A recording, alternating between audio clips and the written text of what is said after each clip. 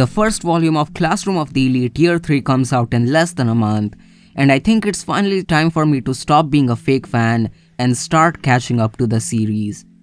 I took a break from the series after Year 2 Volume 7, so it was pretty nice to get back into the story and finally read Volume 8.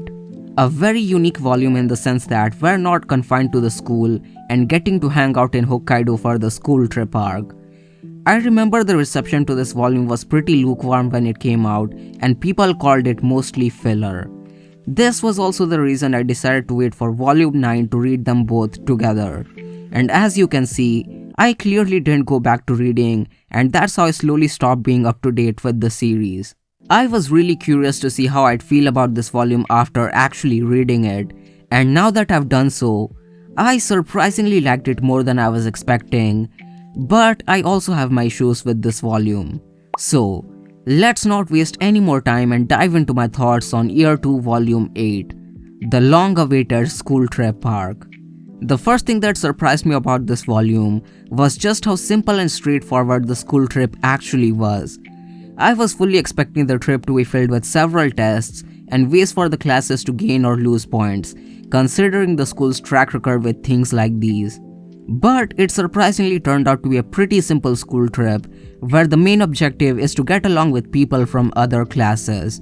And the only challenge was on day 3, where you could earn 30,000 private points or lose your free time on day 4.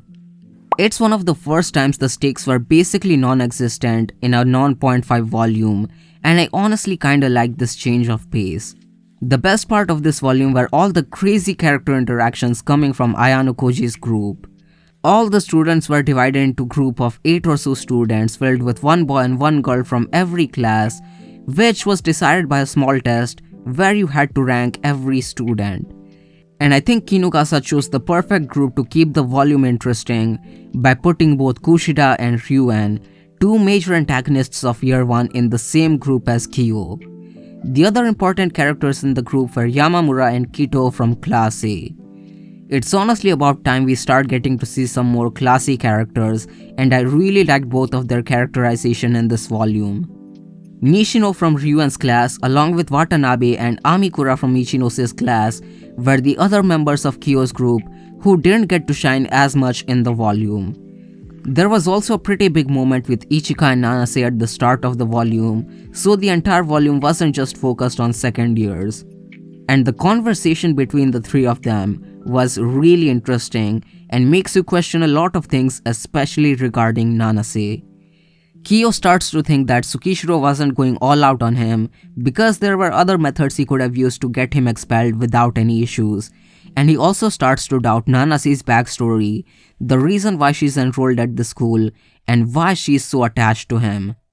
After the first few volumes of Year 2, Nanase has always felt like a very flat character, mostly there for fan service, but this volume definitely makes me suspect her and wonder what they're cooking with her character. The other major moment before the school trip officially starts is Sudo telling Ayano Koji that he's finally gonna confess to Horikita. Kyo and Kei also make a bet on whether they think Horikita will accept his confession. Kei seems to believe that Sudo doesn't have a chance because Horikita doesn't have any interest in romance, but Kyo seems to believe otherwise and thinks that she might accept his confession. And after all this setup, we officially start the school trip. I don't have too much to say, so I'll just quickly go over some moments that I really liked, starting with the pillow fight between Ryuen and Kito. Never once did I expect this to happen in this volume, especially since both of them had issues with each other from the very moment they met.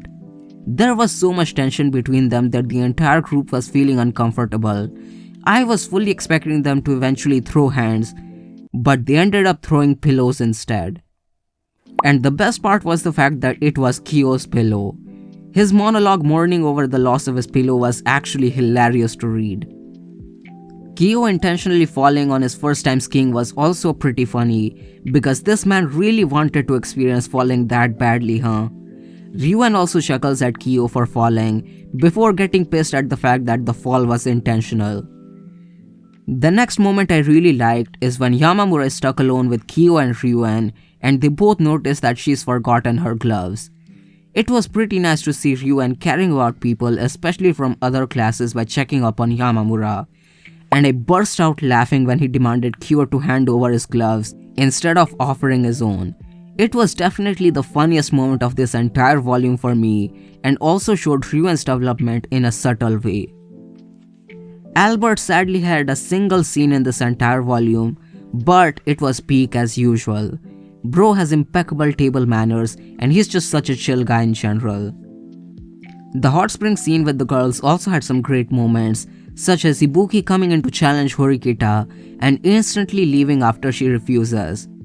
There's also the competition between Horikita and Kushida to see who can stay in the hot spring longer, and some other really fun interactions, especially with Ichinose joining them. Now let's move on to some of the highlights of this volume.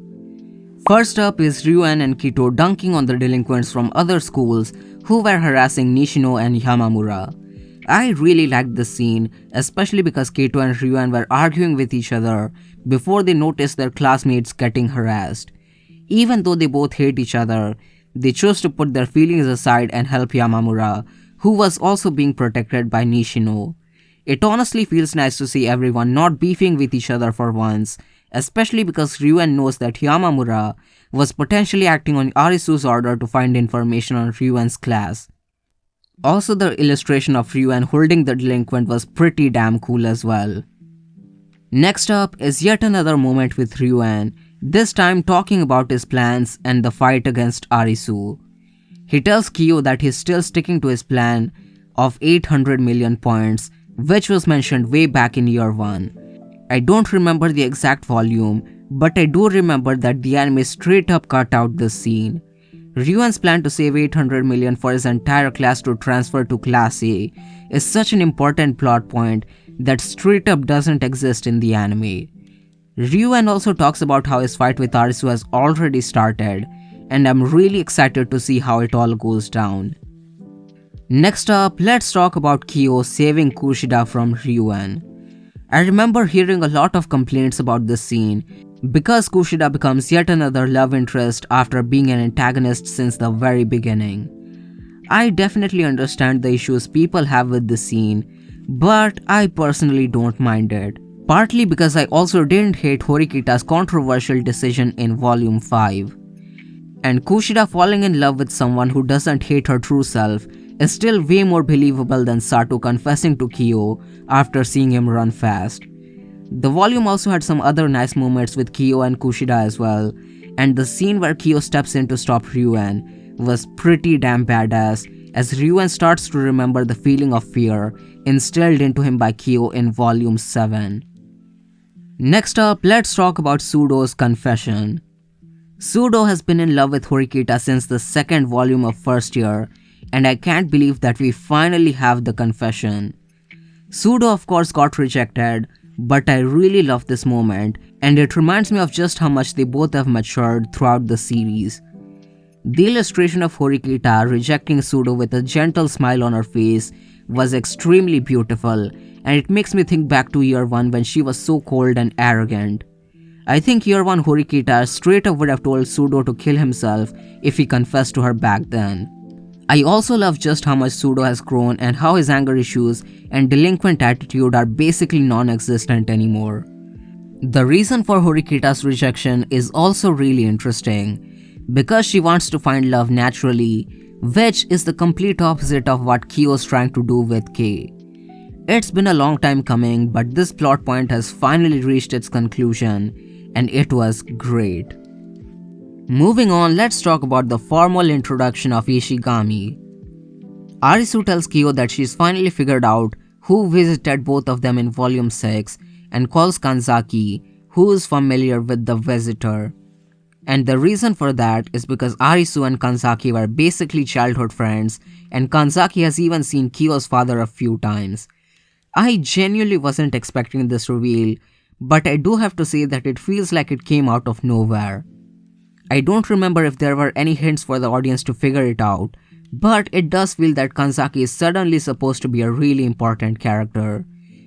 I can't say the same about Ishigami reveal though. There has been a lot of setup for him ever since his introduction in Volume 8 of First Year, and I believe there were lots of theories and people even theorizing that he's the visitor after getting some hints in Year 2 Volume 4.5. I am really excited to see what Kino's cooking up with Ishigami after giving him so much setup since the very first year. And finally, we have the scene with Ichinose to end off the volume. Just as Ichinose was about to completely break down and give up, Kyo once again reaches out to her and becomes the light at the end of her tunnel. Though in classic Ayano Koji fashion, not because he cares about her, but because he needs her to keep fighting until the end of second year for his plan. This is such a bittersweet moment to end this volume, and even though we're supposed to feel sad for Ichinose in this moment, I've sadly been completely spoiled on the future events, especially 12.5, which really sucks. And those were all the moments from this volume that I really wanted to talk about. I honestly liked this volume way more than I expected, but I definitely can't deny that it has a lot of slow moments that drag on for quite a bit. It's still nowhere near as bad as Year 1 Volume 2 and 8, but I think I'd have enjoyed it way less if I read it on release and had to wait 4 months for the next volume. But yeah, those were my thoughts on Volume 8. Let me know how you guys felt about this volume and this video. Do you guys want me to catch up as fast as possible by putting 2 volumes in a single video, or do you guys like the current format of 1 video per volume? Let me know in the comment section below. Also, leave a like if you enjoyed the video and consider subscribing for more Classroom of the Elite content. Peace.